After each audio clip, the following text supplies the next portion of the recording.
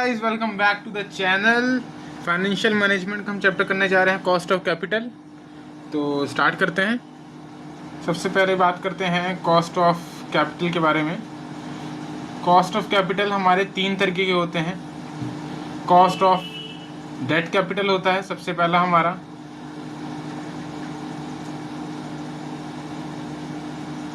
Cost of debt capital. उसके बाद हमारा आता है कॉस्ट ऑफ इक्विटी। फिर उसके बाद हमारा आता है कॉस्ट ऑफ प्रेफरेंस कैपिटल।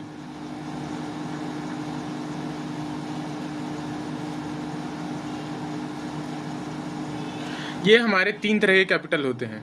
कोई बिजनेस अगर स्टार्ट करना हो तो उसका जो फाइनेंशियल स्ट्रक्चर है वो इन तीन पे ही डिपेंड करता है, इक्विटी, प्रेफरेंस या हमारा डेट। ओके, आगे स्टार्ट करते हैं कॉस्ट ऑफ डेट कैपिटल के बारे में।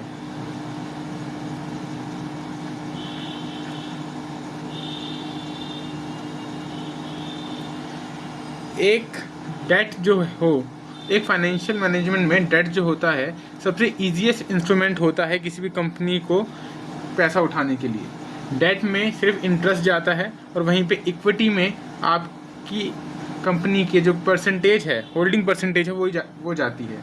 तो इसलिए डेट को सबसे ईजीएस्ट सोर्स ऑफ इनकम माना जाता है जो एक कंपनी ले सकती है किसी भी लोन के पर्सपेक्टिव से, किसी भी कंपनी से। उसके बाद आता है कॉस्ट ऑफ डेट कैपिटल के बारे में हम लोग बात कर रहे थे। कॉस्ट ऑफ डेट कैपिटल हमारा दो तरीके का होता है, इररिडीमेबल और रिडीमेबल। सबसे पहले बात करते हैं इररिडीमेबल की।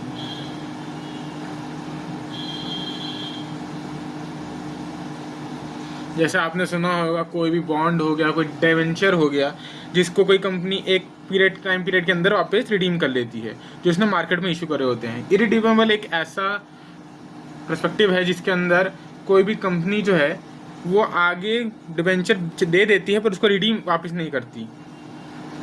तो इसका जो फॉर्मूला है बहुत इजी सा फॉर्मूला है। सबसे पहला आता है इंटरेस्ट। इंटरेस्ट में से हम लोग 1 माइनस टैक्स सेविंग जो होता है उसको माइनस करते हैं, फिर मल्टीप्लाई करते हैं, फिर अपॉन में आता है नेट प्रोसीड, जितने में हमने डिबेंचर जो है इशू किया है। अगर जैसे आपने 100 का डिबेंचर इशू किया है, सपोज आपने 100 का अगर डिबेंचर इशू किया है, उसमें अगर आप उसको डिस्काउंट में दे रहे हैं, सपोज आप कर लीजिए 10% का आपने डिस्काउंट में दिया है, तो आप 90 जो रुपीज़ है उसको आप नेट प्रोसीड मानेंगे। ओके, फिर उसके बाद आता है हमारा रिडीमेबल।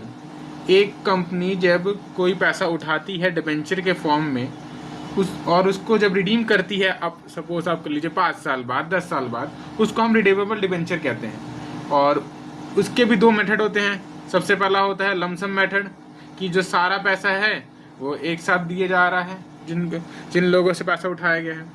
और एक होता है इंस्टॉलमेंट वाला मेथड। इंस्टॉलमेंट का मेथड, लमसम का फॉर्मूला जो होता है वो हमारा होता है इंटरेस्ट में से 1 माइनस टैक्स, जो टैक्स की हमारी सेविंग है उसको हम माइनस कर देंगे, प्लस कर देंगे redeemable value minus net proceed. Redeemable value मतलब जो हमने फ्यूचर में वापस ले लिया है, किसी भी पर्सन से रिडीम करा है, वो कितनी वैल्यू है। सपोज आपने 100 रुपये में रिडीम करा है या 110 रुपये में रिडीम करा है, तो 110 रुपये आएंगे। नेट प्रोसीड जितने में आपने इशू करा है डिबेंचर, वो आपका नेट प्रोसीड में आएगा, अपॉन में नंबर ऑफ ईयर्स। ठीक है, इसके बाद हम इसको डिवाइड कर देंगे, redeemable value plus net proceed upon में 2। ये हमारा फॉर्मूला बन जाता है लमसम मेथड के लिए। फिर इसके बाद हम आ जाते हैं इंस्टॉलमेंट मेथड में। इंस्टॉलमेंट मेथड का जो तरीका है वो भी बहुत इजी सा है।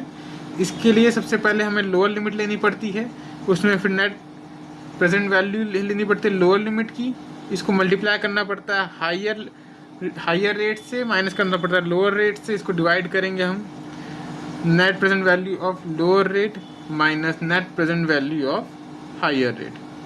ये इसका फॉर्मूला होता है इंस्टॉलमेंट मेथड का। इसका एक क्वेश्चन हम बाद में करके आपको बताएंगे।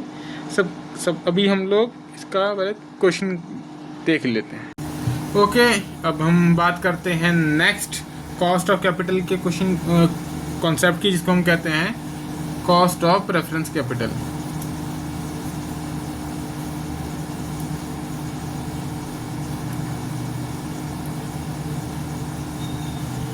कॉस्ट ऑफ प्रेफरेंस कैपिटल, इसके भी दो मेथड होते हैं। सबसे पहला इररिडीमेबल, जिसका सिंपल सा है फॉर्मूला। सबसे पहले हम करेंगे प्रेफरेंस डिविडेंड, उसको हम डिवाइड कर देते हैं हमारे नेट प्रोसीड से। और एक फॉर्मूला होता है रिडीमेबल, जिसका फॉर्मूला है लमसम के मेथड से preference dividend plus redeemable value minus net proceed upon the number of years, redeemable value plus net proceed divided by 2। और वहीं पे इंस्टॉलमेंट का मेथड देख लेते हैं।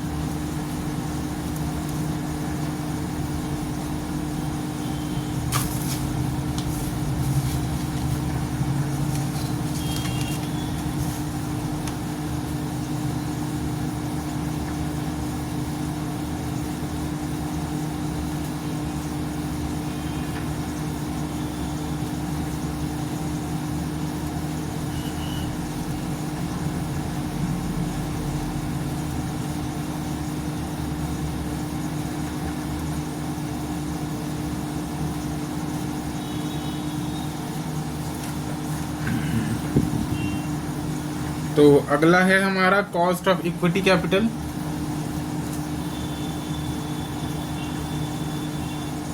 कॉस्ट ऑफ इक्विटी कैपिटल का फॉर्मूला होता है, पहले तो हम बता दो, कॉस्ट ऑफ कैपिटल को हम इससे डिनोट करते हैं के, डिनोट के नीचे ई। इसका जो फॉर्मूला होता है डिविडेंड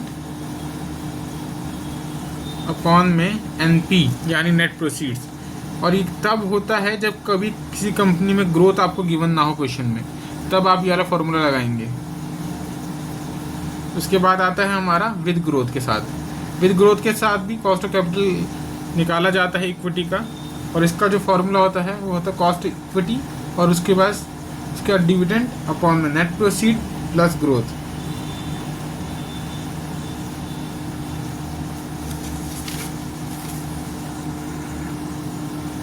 तो ठीक है, अब नेक्स्ट कॉन्सेप्ट की बात करते हैं, जिसको हम कहते हैं weighted average cost of capital, और एक हम ओवरऑल कॉस्ट ऑफ कैपिटल के नाम से भी इसको जाना जाता है। के ओ से हम इसको डिनोट करते हैं। कंपनी हमारा डिफरेंट सोर्स ऑफ मेथड से या फंड से हम पैसे निकाला जा सकता है, जिसमें आता है debt, preference capital, equity capital. The combined cost of capital of all the sources of finance can be regarded as weighted average cost of capital.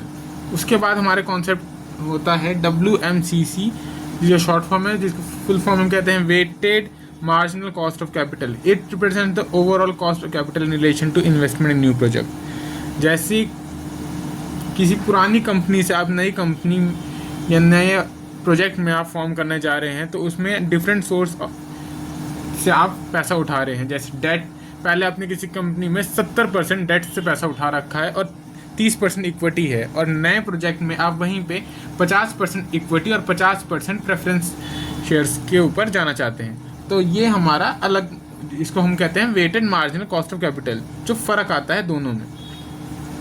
उसके बाद आता है कॉर्पोरेट डिविडेंड टैक्स। इसके बाद आता है हमारा कॉर्पोरेट डिविडेंड टैक्स। इसमें भी दो सिचुएशंस आती हैं। सबसे पहला सिचुएशन जो होता है उसमें होता है डिविडेंड टैक्स, जो स्पेसिफिक परसेंटेज का होता है किसी भी डिविडेंड के अमाउंट का, उसको हम कहते हैं dividend into 1 plus corporate dividend tax rate. ये इसका फॉर्मूला होता है डिविडेंड टैक्स को निकालने का। और वहीं पे जो दूसरा सिचुएशन होता है वो होता है डिविडेंड टैक्स इस specific percentage of amount of profit before dividend tax. इसमें जो हमारा जो डिविडेंड की जो परसेंटेज होती है वो डिसाइड जो होता है प्रॉफिट के ऊपर होता है, और वहीं पे ये डिविडेंड के ऊपर डिसाइड होता है। तो दोनों में ये फ़र्क आता है। इसमें हम मल्टीप्लाई करेंगे डिविडेंड को 1 plus corporate dividend tax rate से, और इस वाले सिचुएशन में हम लोग डिविडेंड को डिवाइड करेंगे 1 minus corporate dividend tax rate से।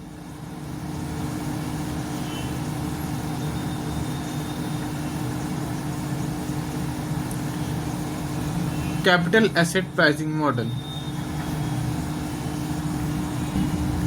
कैपिटल एसेट प्राइसिंग मॉडल ये क्या होता है? कैपिटल एसेट प्राइसिंग मॉडल में हमारा ये सिचुएशन होती है, जैसे आपने एक रिस्क फ्री इन्वेस्टमेंट है, आप जैसे आपकी एसबीआई में एफडी मान लो, एसबीआई में आपकी एफडी है, वो हमारी रिस्क फ्री इन्वेस्टमेंट होगी। लेकिन आप अगर वहाँ से पैसा हटा के मार्केट में सपोज आप म्यूचुअल फंड में इन्वेस्ट करते हैं, शेयर में इन्वेस्ट करते हैं, तो जितना डिफरेंस आता है उसको हम कैपिटल एसेट प्राइसिंग मॉडल से नोट कर सकते हैं। इसका सिंपल मतलब आप ये समझ सकते हैं, इसका जो फॉर्मूला होता है वो होता है R F plus B R M minus R F.